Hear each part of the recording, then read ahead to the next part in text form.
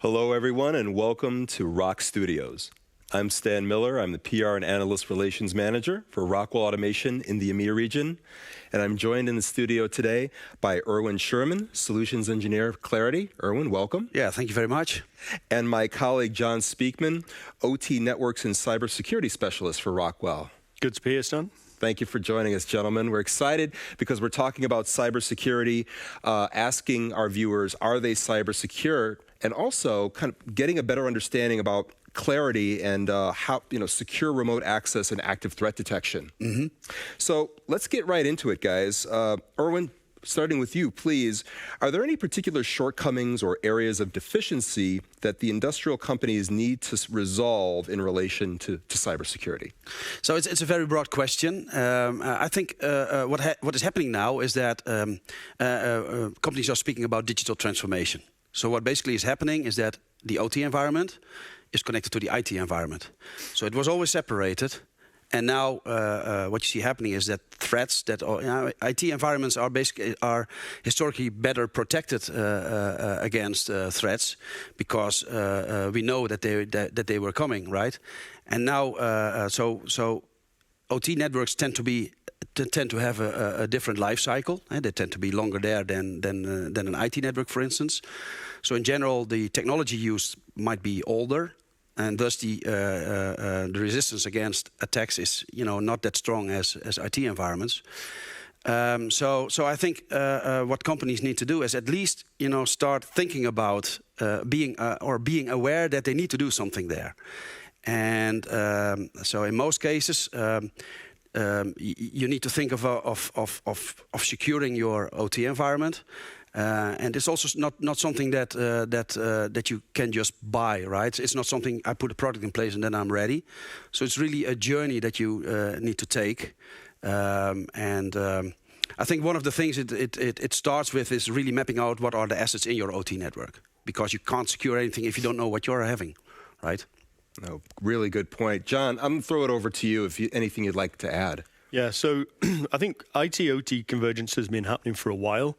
We've seen developments over the last decade or so with Ethernet IP and SIP and, using a common Ethernet platform to actually allow OT assets to communicate. But what's happening now with Connected Enterprise and Industry 4 is that we're seeing more and more intelligent devices. We're seeing more and more communication from these devices. We're seeing these devices want to communicate with the cloud. Obviously we've made our own cloud acquisitions very recently. And these cloud companies, these cloud applications need data moving to them, and you need to do that securely. And if you're unsure about the security of your OT network, then it's very difficult to be able to really harness the power of these kind of cloud applications without really understanding the risk properly and having a platform like Claroty in place to really monitor those connections. I think in a lot of cases companies are also a little bit afraid from an OT perspective of looking at security. They are interested in the systems being available, and of course when using a production line, it should be safe. And in a lot of cases they also see applying security as a kind of a threat because they don't know what it is. Whereas if you increase your security level, it will also increase the availability of your production system. So security is not the enemy of a good OT environment. I think it can help increase the availability, and in the end, that's what we want, I think. Mm-hmm. Absolutely. Well, let me ask, for those watching, where should they start? I mean, where should companies look to start when designing a secure, converged IT/OT environment? And Erwin, please start. So I think if you have the ability to do a greenfield deployment, then of course you are going to look at segmentation and firewalling and these kind of things. But I think that's something that most companies don't have. That they already have kind of a legacy environment which they need to secure. I think in both cases it all starts with knowing what your assets are. So in a greenfield environment, that's of course a lot easier. From a let's say a brownfield environment, asset discovery, that's where it all starts. A good asset discovery, good asset information is the basis for if you want to do network segmentation, or if you want to do vulnerability management, or if you want to do threat detection. Because how are you going to react to an alert if you don't know if that device is in your network or not, or what kind of device it is? So asset discovery, having good asset information, is basically the basis, the key for all the other things that you want to do. Great. John, anything you'd like to tack on to that? Yeah, I would say that, yeah, I agree completely with Erwin, that understanding your assets, understanding the risks, applying a risk-based approach to addressing the challenges that reside in your network is absolutely critical. We always encourage customers to follow a standard such as IEC 62443, and a fundamental part of that at the early stages is understanding what you have, building that asset inventory, building the risk register, performing a gap analysis to understand what it is you actually need to remediate. Don't just go throwing money at the problem without really understanding what the problem is. All right, good. So, Erwin, back to you. What roles do secure remote access and active threat detection play in modern industrial environments? So let me start with secure remote access. I think what you see is that a lot of companies, they don't have one ICS vendor, but they use more than maybe 4 or 5 or maybe 10. And most of the vendors come with their own remote access solution. So you see a plethora or a wild growth of remote access solutions. So that's one challenge, is how are you going to manage that? So you basically want to bring that down to a centralized remote access solution where you as owner of a company have control on who is entering your network. Secondly, is what I see is then from a security perspective. We have, for instance, a lot of companies that still use RDP from the internet directly into their OT network, and they see that as a kind of remote access solution. We at Claroty call RDP the ransom delivery protocol, because it's misused a lot. I think a lot of the breaches that you see into networks are based on attacks on RDP. So you should also take a look at, how do I consolidate my remote access points, and how do I make sure that vulnerabilities within remote access tools that I'm using, being it VNC or being it RDP, how can I isolate that from my OT network? Great. Any thoughts from you, John?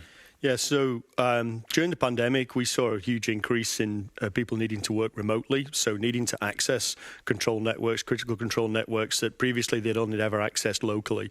And because of the pace at which that change happened, we saw lots of customers setting up systems that were inherently insecure, using things like remote desktop, as Erwin explained. And that did result in some fairly significant and well-publicized cybersecurity attacks. You don't have to search far on the internet to find some really high-profile ones that happened then. So we saw a big increase in demand at that point for remote access platforms, and Claroty is obviously the system that we deploy. And what it has enabled customers to do in the post-pandemic world is realize, actually, by allowing people to remote work, we can actually address another one of our issues, which is a skills gap problem. Whereas previously a factory might have been trying to recruit people from within a 50k radius of their factory, they can now attract talent from a much wider pool, because now they can connect remotely. If the platform's there to allow these workers to connect securely into the systems they're working on, they're engineering, then you don't need to be within that commuting distance of the factory. So it's kind of the problem was born out of the pandemic, but actually coming out of it, it's helped to try and address a bit of a skills gap problem. So with remote access, because the second part of your question was around threat detection. So of course we can basically bring down the attack surface with putting a good secure remote access solution in place.